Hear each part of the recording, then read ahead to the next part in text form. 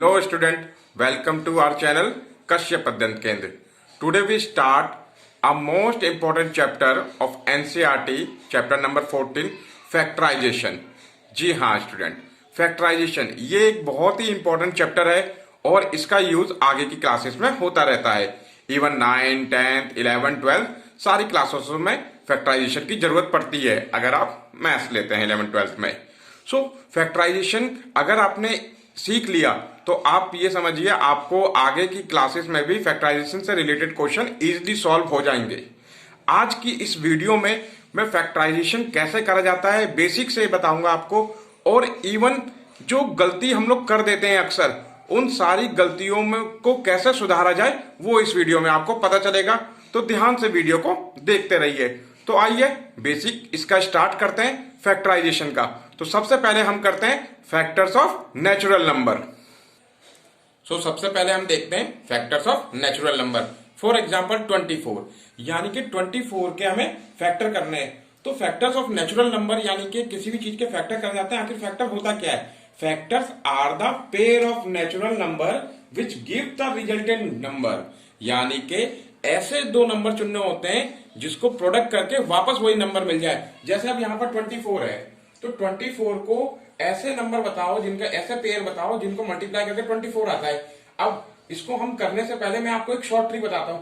आप क्या करें, एक से लिखें, मतलब एक से 1 से स्टार्ट करें और दूसरे वाले नंबर को ऐसा देखें कि मल्टीप्लाई करके 24 आए। तो हमें मालूम 1 को 24 से मल्टीप्लाई करते हैं तो 24 आता है।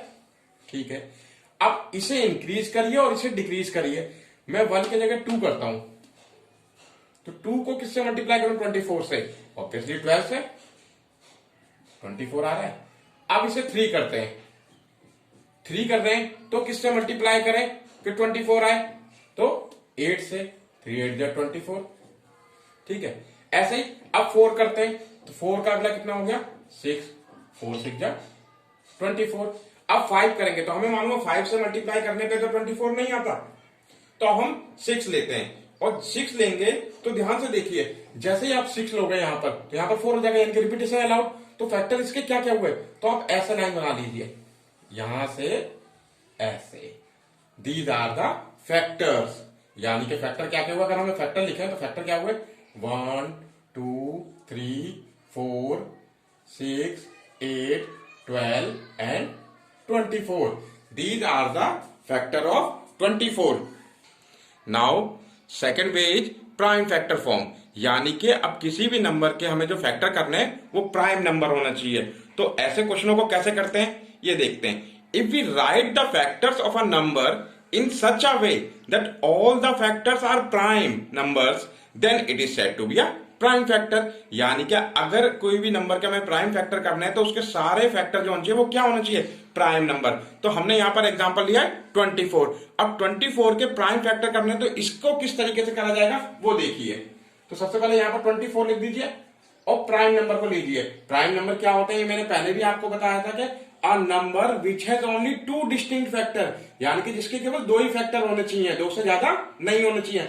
तो 24 है, 24 को डिवाइड करें तो हमें मालूम है 2 फर्स्ट प्राइम नंबर है, 2 से डिवाइड होता है। यस, तो 2 से डिवाइड करते हैं। 2 1 जा 2, 2 2 जा 4। नाउ अगेन 2 से डिवाइड हो रहा है, सो 2 6 जा 12। अगेन 2 से, सो 2 3 जा 6। अब 3 से जाएगा, 2 से तो जाएगा नहीं, सो 3 1 जा 3। तो these are the prime factor of 24। इसे लिखेंगे तो कैसे लिखेंगे? 2 मल्टीप्लाई 2 मल्टीप्लाई 2 मल्टीप्लाई 3। अगर आप चेक करना चाहें कि आपका फैक्टर सही है तो आप इनको मल्टीप्लाई करके देखें। 2 2 जा 4, 4 2 जा 8, 8 3 जा 24 आ रहा है, यानी कि आपने जो प्राइम फैक्टर करे हैं वो बिल्कुल सही है। Now third one is factor of algebraic expression. जी हाँ दोस्तों, ये बहुत ही इंपॉर्टेंट टॉपिक है। एल्जेब्रिक एक्सप्रेशन के कैसे फैक्टर करे जाते हैं वो ध्यान से देखिए। Like any natural number an algebraic expression is also the product of its factor. जैसे हमने नेचुरल नंबर के करे थे ना कि किन नंबरों को प्रोडक्ट करके वही नंबर आता है, उसी तरीके से एल्जेब्रिक एक्सप्रेशन के भी फैक्टर करे जाते हैं। In the case of algebraic expression it is said to be an irreducible form instead of prime factor form. इसे इररिड्यूसिबल फॉर्म भी कहते हैं। एक एग्जांपल लेते हैं। So the example is 7pq। अब इसके पहले फैक्टर करते हैं नेचुरल नंबर की फॉर्म में। तो 7pq है, 7pq का हमें फैक्टर करेंगे, हमें मालूम है 7 p और q, तो 7 इसका एक फैक्टर है, ठीक है, p भी इसका फैक्टर है, q भी इसका फैक्टर है, ठीक है। तो दीज आर द फैक्टर, लेकिन हमें मालूम है इसमें तो 1 भी एक इसका फैक्टर होगा, 7pq भी इसका फैक्टर है और सिंपली pq भी इसका फैक्टर है। दीज आर द फैक्टर, लेकिन हमें इन फैक्टर को किस फॉर्म में लिखना है? इररिड्यूसिबल फॉर्म में, यानी कि इसे और छोटे फॉर्म में जिसे और रिड्यूस ना कर सकें। तो 7pq के इररिड्यूसिबल फॉर्म जो होती है वो इस तरीके से होती है, 7 मल्टीप्लाई p एंड q। तो ये इसकी इररिड्यूसिबल फॉर्म है। तो जब भी हम अलजेब्रिक एक्सप्रेशन के फैक्टर करेंगे तो हम इररिड्यूसिबल फॉर्म का इस्तेमाल करेंगे। जैसे ही एक एग्जांपल और लेता हूं, मैं आपको सिंपली दिखाता हूं एग्जांपल के लिए ताकि अच्छे से समझ में आ जाए। ये ले लेते हैं हम 2x ब्रैकेट में 5 प्लस में x, ठीक है। Here the irreducible factor are, अब इसके इररिड्यूसिबल फैक्टर करने हैं तो हमें मालूम है पहले 2x के करते हैं, 2 मल्टीप्लाई x और 5 प्लस एक्स, तो ऑलरेडी प्लस में तो फैक्टर नहीं हो सकता क्योंकि फैक्टर का मतलब ही होता है मल्टीप्लीकेशन की फॉर्म में, तो इसे एज इट इज लिख देते हैं 5 प्लस एक्स। तो these are the irreducible form of algebraic expression. अब हम पढ़ते हैं फैक्टराइजेशन के मेथड्स, कैसे फैक्टराइजेशन करा जाता है। Now method of factorisation. तो मेथड ऑफ फैक्टराइजेशन यानी कि फैक्टराइजेशन के कौन कौन से मेथड यूज करते हैं, तो हम फैक्टराइजेशन के मेथड के बारे में पढ़ते हैं। फैक्टराइजेशन को मेनली 4 तरीके से करा जा सकता है।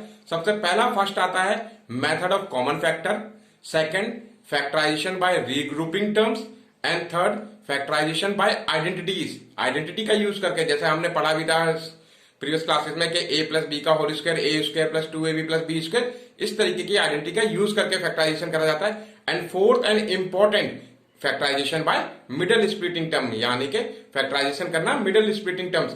अब कुछ ऐसे क्वेश्चन होते हैं जिसको मिडल स्प्लिटिंग टर्म और आइडेंटिटी से दोनों से सॉल्व कर सकते हैं, लेकिन कुछ क्वेश्चन ऐसे होते हैं जिन्हें केवल मिडल स्प्लिटिंग टर्म से कर सकते हैं। और ये factorisation by middle splitting terms वाला जो मेथड है ये बहुत ही इंपॉर्टेंट है, क्योंकि ये अगर आपको समझ में आ गया तो आगे की क्लासों में कोई दिक्कत नहीं होगी। और मैं इसको आपको टाइप के हिसाब से कराऊंगा, और एक बार आपने टाइप के हिसाब से कर लिया, टोटल 6 टाइप है और 6 टाइप समझ ली, तो कभी भी इसके अलावा कोई और मेथड से फैक्टराइजेशन के लिए नहीं बोलता। तो आज हम केवल मेथड ऑफ कॉमन फैक्टर के बारे में पढ़ेंगे।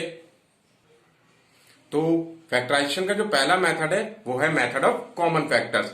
इसमें कुछ पॉइंट हैं जो हमें ध्यान रखने हैं, वो जरा देखिए। फर्स्ट पॉइंट है, in this method we have to write the irreducible factor of all the terms, यानी कि सबसे पहले जो भी आपको अलजेब्रिक एक्सप्रेशन दिया है उसकी सभी टर्म का इररिड्यूसिबल फैक्टर करते हैं। तो हम एक स्टेप पढ़ेंगे और एक स्टेप सॉल्व करेंगे। अब यहां पर देखिए, ये अलजेब्रिक एक्सप्रेशन है 4x स्क्वायर प्लस 6x।